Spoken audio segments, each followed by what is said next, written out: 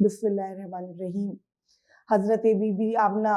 کے یہاں فرزند کی ولادت ہوئی۔ حضرت عبدالمطلب تک خبر پہنچی تو وہ آئے ہیں اور آ کر انہوں نے پوتے کو اپنی آغوش میں لیا اور ان کی پیشانی کے بوسے لیے، اور جب آپ نے اپنے فرزند کا معائنہ کیا تو آپ نے دیکھا کہ آپ کی پشت پر مہر نبوت موجود ہے، اور وہ نور جو حضرت عبداللہ کی پیشانی سے منور رہتی تھی، جس پیشانی آپ کے نور سے، وہ نور اب رحمت للعالمین کی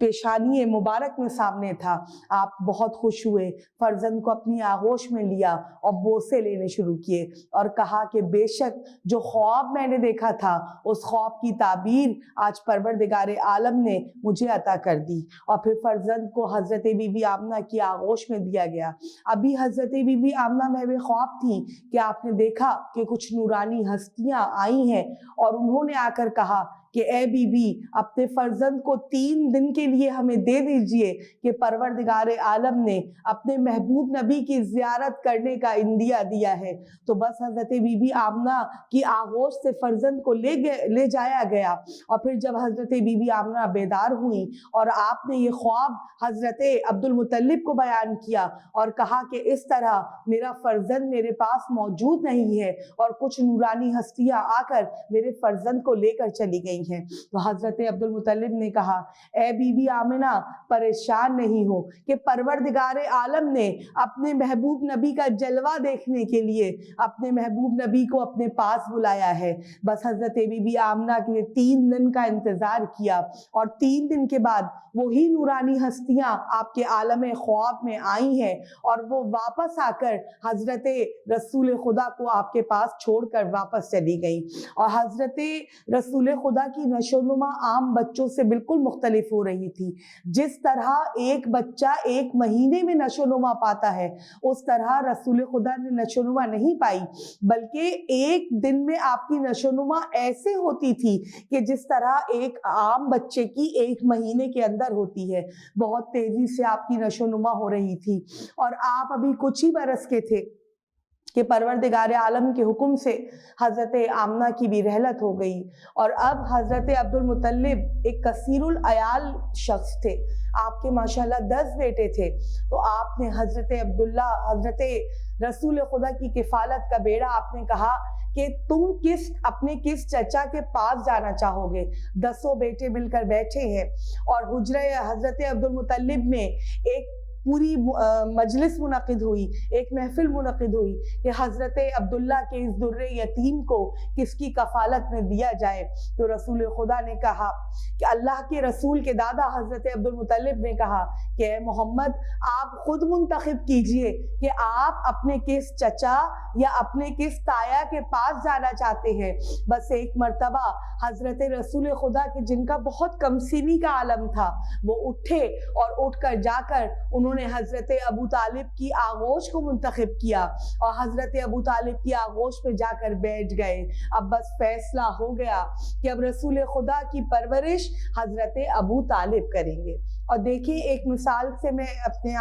اپنی بات میں دلیل پیدا کروں کہ اگر کوئی کثیر العیال ہو اور اس پر کسی اور بچے کی ذمہ داری دے جائے تو وہ احسن طریقے سے نبھا نہیں سکتا، لیکن یہاں پر میرا سلام ہو حضرت ابو طالب پر کہ آپ نے اس طرح سے اپنے یتیم بھتیجے کی پرورش فرمائی، اور کیونکہ آپ نے اپنی زیرک نگاہوں سے دیکھ لیا تھا کہ میرا یہ بھتیجا کوئی عام بچہ نہیں ہے، کیونکہ جب آپ سامان تجارت لے کر سفر پر جایا کرتے تھے اور رسول خدا آپ کے ساتھ ہوا کرتے تھے تو آپ دیکھتے تھے کہ آپ کے بھتیجے کے سر پر ایک بادل کا ٹکڑا سایہ فگن رہتا تھا۔ آپ نے یہ بھی نوٹ کیا کہ اللہ کے رسول جب دسترخوان پر بیٹھتے تھے تو آپ کے بیٹھنے سے کھانے میں اتنی برکت ہوتی تھی کہ اگر کھانا تھوڑا سا بھی ہوتا تھا تو وہ سب کو پورا ہو جایا کرتا تھا۔ اور آپ کی زوجہ یعنی بی بی فاطمہ بنت اسد،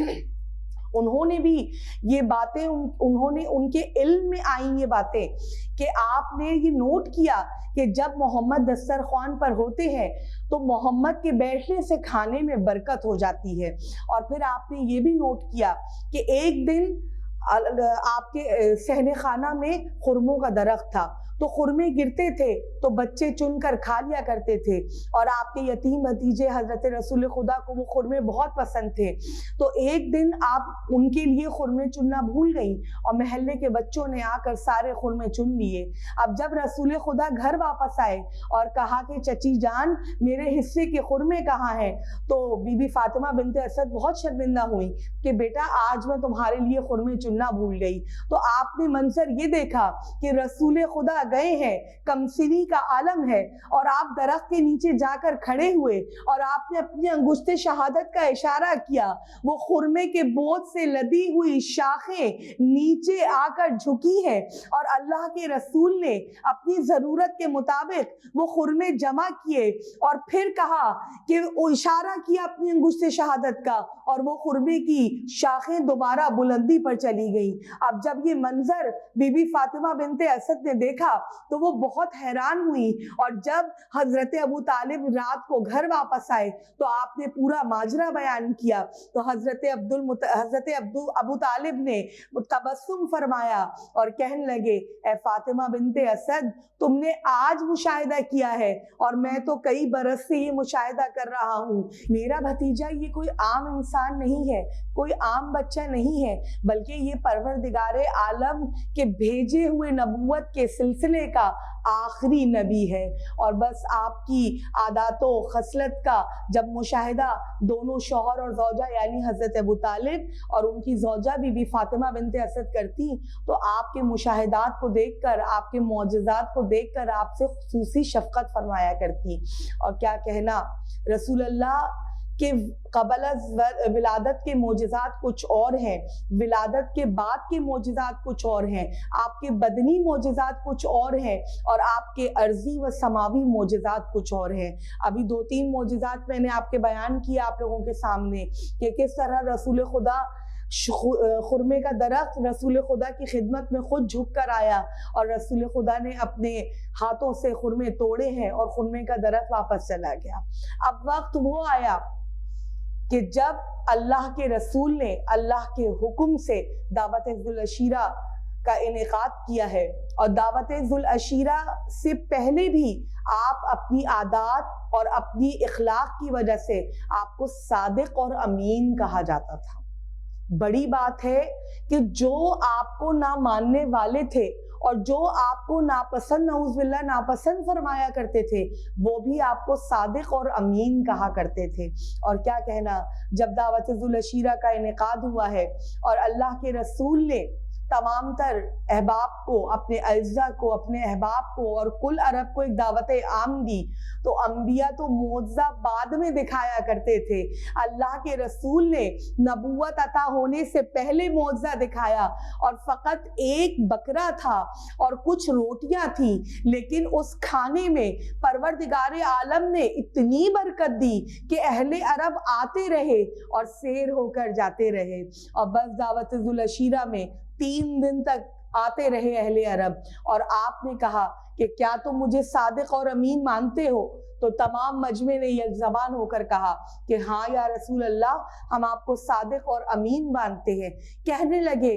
کہ اگر میں ابھی یہ کہوں کہ طائف کی پہاڑیوں کے پیچھے سے ایک لشکر آ رہا ہے تو کیا تم میری بات کو مان لو گے؟ تو کہنے لگے ہاں، آپ نے آج تک کوئی جھوٹ نہیں بولا ہے، ہم آپ کی بات پر ایمان لے آئیں گے۔ کہا کہ اگر وہ لشکر تمہاری نگاہوں سے اوجھل ہو تو کیا تب بھی تم میری بات کو مان لو گے؟ کہا ہاں اے محمد، آپ کی اس بات کو ہم اپنی آنکھوں کا دھوکہ سمجھیں گے، لیکن آپ کی بات پر ہم ایمان لے آئیں گے۔ تو بس اللہ کے رسول نے کہا اگر مجھے صادق اور امین مانتے ہو تو کہو کہ لا الہ الا اللہ محمد رسول اللہ، کہ اللہ ایک ہے اور اللہ کا بھیجا ہوا میں آخری نبی ہوں۔ لیکن افسوس کہ اہل عرب میں سے فقط چند لوگوں نے آپ کے اعلان نبوت پر لبیک کہا اور اللہ کو ایک مانا، اور اللہ کا آخری نبی آپ کی ذات مبارک کو مانا ہے۔